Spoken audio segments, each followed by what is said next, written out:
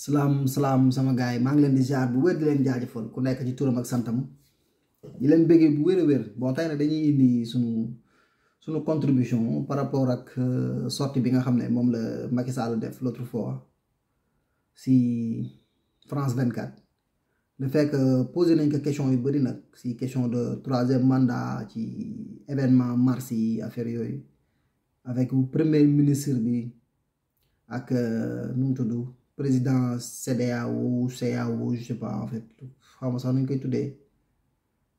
mais je veux juste dire que Macky Sall moom xam nga day xëcc loo xamante nii naan ay président CEDEAO affaire yooyu noonu gis nga nit bu fekkee ne li nga yor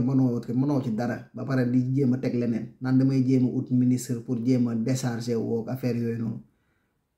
Macky parfois nag tu nous prends pour des demeurés quoi parfois tu prends les Sénégalais pour des cons xam nga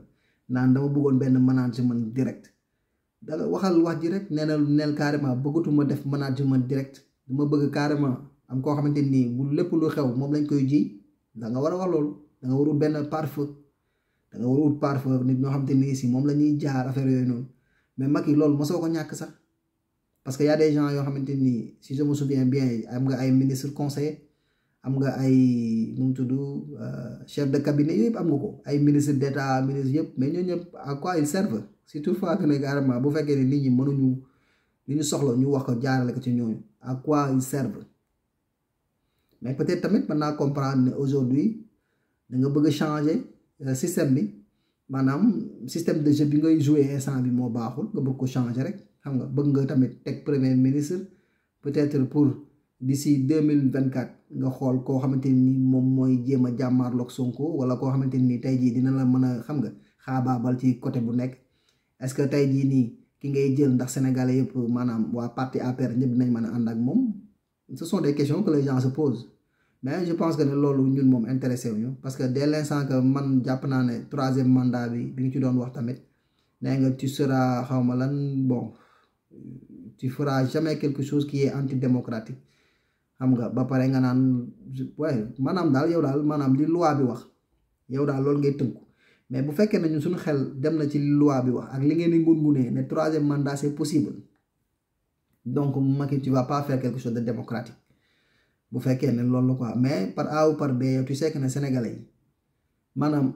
waxu troisième mandat moom mu ngi mel ni nga yor essence rek bëgg jege taal bi instant bi loolu ngay def da nga yor essence di jege taal bi c'est comme le phénomène de Adji Sarr Sonko tu persistes sur tes conneries encore une fois à dire et tu fais des menaces quoi man loolu ma gën a metti nga naan li fi amoon dootu fi am li fi xewoon dootu fi xew ça dépend ça peut être le contraire ça peut être aussi quelque chose boo xamante ni maanaam effet escompté bi da lay jaaxal xam nga bële dafa ndawoon nii mën nga ñëw am benn affaire bu ndaw mais lii taal dëkk Macky lu ndaw la liy yàq dëkk lu ndaw la nga gars yi soxlaawuñu par exemple ñëw fekk la fa nga nekk mais yàq dëkk moo gën a yomb ci àdduna yàq dëkk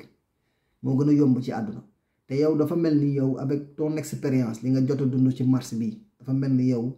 dafa mel ni doo xalaat parce que tey jii da ngay xool ne gars yi les jeunes ils ont tout coordonné bu ñuy taalee fii ñële ñu ngi taal fële loo bëgg da nga bëgg a téye peut-être internet bi mu ngi ko téye mais les gens tu ne vas pas les empêcher ñu génn xam nga def lu ñu war a def je dis seulement que bu fekkee ne tamit da nga bëgg tamit li tax ngay changer sa gis naa ne sax sur une publication de Dakar Matin ñu def benn publication ne neexal nga généraux yi xam nga ak kii bi nu mu tudd ak maanaam sous-officiers yi yaa ngi leen di neexal nga mag yooyu yëpp génnu la ci nga ñooñu noonu seeni poste lañ yor rek ñooñu seeni poste lañ yor bëriwuñu ci Sénégal te ñooñu mënuñu xeex ak sénégalais yi balaa ngay xam ne mënuñu xeex ak sénégalais yi rek nga gis ne sénégalais yi dañoo fipp génn tu sauras que ne ñoom ils seront aux côtés des sénégalais pas yow sa côté parce que yow ak sa famille juróom-ñett ngeen xam nga bëree woo leen mais ils vont pas sacrifier des milliers de personnes pour cette personne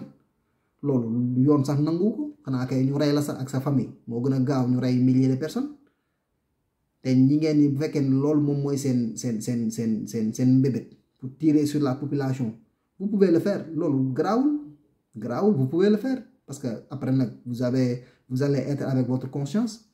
yéen di ngeen am loo way bu dul fay àdduna jeexagul àdduna jeexagul te li ngeen lépp loo leen def fii ba 1000 ans après day feeñ seen doom. L'histoire retiendra que ne Macky Sall moo fi tiré woon ci kanamu civil yi te yàgg nga koo def sax yàgg nga koo def mais dama bëgg wax rek waa Pastef nañu fagaru bu baax parce que li Macky Sall di wax nii ak ni ma ko déggee mi wax moom day def ay menaces nee na après kii bi quoi nu mu tudd après élection yi waaye ils vont vider le dossier Adji Sarr Sonko waaw da nga koy vider parce que xam nga ne carrément instant bi nii da nga ko soxla da nga soxla ay homme de main yoo xam ne yi ñëw vider la ko.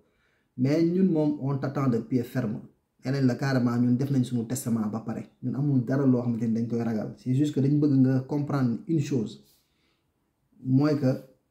sénégalais yi nekkatuñu ay nit ñoo xamante ni ils vont se laisser faire parce que nee nañ la yow tu ne regardes même pas amoo sax bët pour xool les sénégalais sont devenus tellement violents ba xamante nit bu deewee sax dañ koy jël yàpp tous les choses yoo xamante ni maanaam da nga foog ne li doon xew ay Côte d'Ivoire affaire yooyu. Les gens ont tellement emmagasiné seen biir esprit ba nga xam instant bi mooy def nit lu ñaaw dafa comme naan ndox au Sénégal donc du coup dama la doon wax rek ne la conseil bi ma lay jox conseil nit koo xamante ni peut-être maanaam xelam àggul fenn fi mooy lépp loo xamante da nga koy def jéem ko jubale ci injustice mu jëmale ci côté Sonko wala mu jëmale ci côté Khalifa Sall wala affaire yooyu mais je peux comprendre aussi parce que y a une autre technique maanaam nga jéem a amnistier maanaam Karim amnistier Khalifa Sall pour apaiser les tensions mais dama lay benn affaire gis nga waa Pastef du ñu waa PS du ñu waa PDS du ñu waa Pastef beneen idéologie la ñuy doxee Pastef ils t'ont dit une chose Ousmane Sonko personne ne va le toucher à quoi qu'il puisse être donc c'est un homme boo xamante ni il est protégé te loolu noonu moom ngeen ñàkk yéen homme politique yi tey jii bu dara xewee ñëppay daw bàyyi la fa. C'est récemment boo xoolee ci côté événement mars yi gars yi bi ñu génnee ñëpp daw kenn di gisoo kenn ku nekk ci kii télé yi di wax wala ci réseaux sociaux yi di wax képp koo xam ne yaa ngi doon wax mais terreur boo xam ne moom la leen gars yi tegal boo xam ne ni mënul sax comprendre te da nga naan carrément mais ñii nan lañ def ba comme xam kër jàmbur yi di mën a def nii di mën a attaquer ñii parce que y a beaucoup de gens yoo xamante ni ils sont dévoués dañu jël Ousmane Sonko mooy seen lépp. Parce que jàpp nañ ne seen avenir ci la nekk seen avenir u doom ci la nekk seen avenir u sët ci la nekk avenir u Sénégal ci la nekk donc ça bu fekkee ne yaa ngi xalaat yenn yi moom da nga koy jël nga tekk ci suuf nga nekk jéem a avancer bu sa mandat jeexee nga jéem a pousse def seen xawma congrès keneen ñëw nga xajal ko xam nga nit noonu mooy démocratie da ngay jéem yow tu as encore une chance mën nga bàyyi mais 8 ans sorewul tu es encore jeune mën nga ñëwaat defaat sa élection pourquoi pas wala dans 4 ans nga boo jógee 2024 bu Sonko follow wala kii que ce soit anyway mais mën nga ñëwaat defaat sa mandat parce que boobaa ça se renouvelle xam nga mais nga ñëw bëgg a dugal ci maanu nit ñi ne yow tey daal Sonko foog nga reeree ko quoi xam nga et je peux comprendre aussi que ngay dem ci journaliste yi nekk fële nu mu tudd France 24 pour mën a wax ouais parce que ñun suñu journalistes yi ils sont très nuls je peux comprendre et que ils sont partials man loolu merewuma la ci dès l'instant que da ngay bëgg loo xamante ni tamit xam nga doo bëgg ñi nga xam ne yaa leen di soudoyer chaque jour doo bëgg di wax ak ñoom wala bu ñuy ñëw tamit ils vont te poser des questions yoo xamante ni mooy loolu mais nag tubaab bi moom bu ñu la poser question moom par A ou par B di nga ci répondre xam nga moo tax ngay jéem a esquiver mais moytul sa bopp loolu ak lan lay wax moytul sa bopp boo bëggee jàmm ci réew mi xam nga moytul waa Pastef nee nga nag li fi amoon dootu fi am menacé nga affaire yooyu noonu mooy li ma la wax rek ça peut arriver le pire pour toi-même xam naa nag da nga ko dul foog nee naa la lii xew Sénégal ëllëg loolu yàlla rek ko xam man nga teg ci buntu kër bu nekk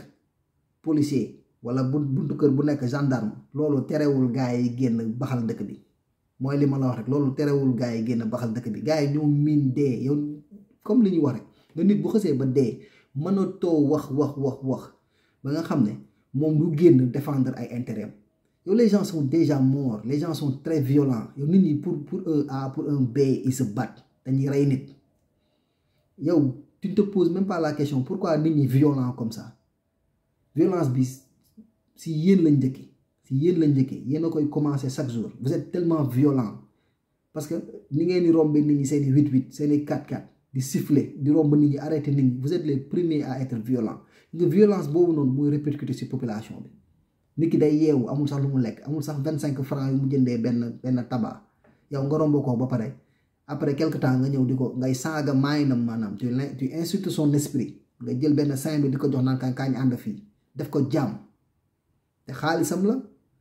loolu boo ko organiser woon de telle sorte que c'est bien mais kooku du tal loolu sax am na leneen lu muy tal que di nekk di dund yenn dund yu métti yooyu mais Macky revient ñëwaatal nekkaatal nit xamal ne carrément àdduna am na loo xamante ni dara da ko jarul dara da ko jarul xam nga yow nag da nga xamul ne da nga am ay doom da nga am jabar da nga am ay mbokk te loolu yëpp dafa jar di sóor ndax nit ñi buñ la meree dañ lay sa famille ak lépp la ñuy dóom te xam nga loolu dara jaru ko xam nga niñ naan xeet buy raaf te loolu lan moo koy waral maanaam jël de mauvaise décision te naa la benn affaire sénégalais ak bu mu mënti doon l'africain ku mu mënti doon nga gars yi bu ñu commencé yëngal ay sauvage la ñuy doon xamatuñu xamatuñu B ce sont des personnes yoo xamante ni ils sont tellement émotionnels ba bu ñuy def dara duñu réfléchir dañuy def ba pare commencé toog di jéem a xalaatal te xam nga tamit nit moom bu fekkee ne xam nga sa population ak ni muy doxee donc du coup war nga mën a jéem a analyser situation bi bañ a dugg ci yenn yi même dossier Adji Sarr Sonko même buñ koy vider te xam nga ne carrément loolu noonu Adji Sarr quoi qu'on puisse dire comme dañuy wax rek yow moom tu peux descendre si bas pour lijjanti ay affaire di def ay complot sur contre Ousmane Sonko di def yenn complot yi donc yow dara duma bett ci yow xam nga mais nag gis nga Sénégal daa xoo fi ñàngal kenn gënoo fi soxor kenn gënoo fi bon kenn liñ la dénk nag ñoo ko moom bu jotee bu àpp bi jotee bàyyi nañ la ba da lay bàyyi nag ba àpp bi jot bu àpp bi jotee nga xajal ñu yow gérer suñu vie xam nga keneen ñëw xam nga mag yi man violence bi may wax rek mooy bu fekkee ne am ngeen tuuti rasu ngeen xalaat seen compte bancaire yi fees na ngeen xalaat ñi nga xam ne ñu ngi ci àll bi di souffrir bu ñu feebaree paludisme moo leen di rey loo xam te ni ñaari piqûre ñu wér ay butéelu kii ñu wér ñooñu loolu moo leen di rey essayez à ce que les Sénégalais ñooñu noonu ñu am accès à ces soins de première qualité loolu moom mooy combat bi ngeen war a xeexal mais du combat ak Ousmane Sonko combat bi ngeen war a combat mooy fexe ba Sénégalais yi ku nekk tey jii nii boo toogee am sa compte bancaire am tuuti boo xëyee sax war cee mën a jël lekk yooyu ñooy combat mais combat du ay combat de personne parce que nit ki même bu ñëwee tamit day doxal politique am mais yow fexeel ba sa ginnaaw mu rafet te naka la mën a rafetee mooy li ma la wax mooy les choses yi nga xam ne war nga koo def ñi nga xam ne tey jii ñu ngi dëkk au fin fond Sénégal lekkuñu naanuñu essaye à ce que Sénégal du Dakar kese Sénégal boo xool boo génnee Bargny Thiès mais tu as l'impression que tu n'es plus au Sénégal tu yow si maanaam si kii nga nekk ci ab forêt nga nekk maanaam ville yi ngay dem sax da ngay gis ñetti maison ñoo fay nekk wala 5 maisons par nañ si loolu mooy les grandes villes mais nit ñi il est temps que ñu yeewu xam ne Sénégal du Dakar kese il faut que ñu élargir dëkk bi décentraliser xam nga wan nit ñi ne carrément yeneen dëkk yi dëkk la inciter les gens à habiter là-bas ñu yem foofu xam nga def fa ay infrastructures nga yooyu ñooy combat mais combat bi du yàgg Ousmane Sonko parce que loolu c'est de personne à personne loolu amul njëriñ loolu nit ñi dañ ko dépassé lay wan ne carrément donc ay wujju yi dafa la neex dafa mel ni da nga dëkkoon kër goo xamante ni say parents dañ doon wujjee laa foog ay affaire de wujjee ay affaire yu ñàkk fayda ngay def yoo xamante ni amul mag mu capable mag mu intelligent ak dirigeant jàng moo am na yoo xamante ni vraiment war nga koo weesu yow li nga war a def mooy li ma la wax rek sa combat mooy naka laay fexe ba sénégalais yi nga xam ne ñu ngi ci fin fond du Sénégal naka laay def ba seen àdduna yemb ñu accéder ci internet accéder ci lépp ñu accéder ci lépp loo xamante ni war nañ ndox kër yi nga xam ñoom duñu naan ñoom dañoo mar yooyu ñooy seeni combat mais chaque jour ngeen gàddu télé yi gàddu rajo yi ñii duñ fi am lii ñii duñ fi def lii ñii duñ fi def lii mo loolu c'est pas le but bu la joxee dañ la jox dëkk pour nga gérer ko te gérer ko ñëpp xam ne dafa metti